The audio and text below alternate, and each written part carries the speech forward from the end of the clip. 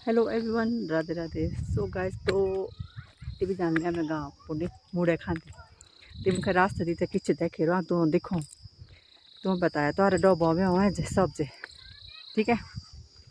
हमारे वहाँ बजाएगा इस पर तो लागे डे भी किचन है मीठे करेला बोला हमारे तारा काबला मुझे जरूर बता अजीत पुणे। और सबसे बड़ी है जी दाल देख लो कतरे बहुत है मीठे करेले हो गाइस। इबिन एक दो लागे डे एक लाग रहा दीदी दिए एक दिन जो खींचते जाएगा जी।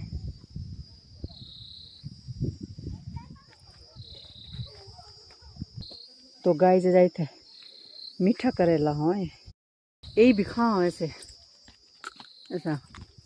और सब्जी बनाए कितनी टेस्टी कौन कौन खा रहा है मुझे ज़रूर बताया ठीक है गाइस।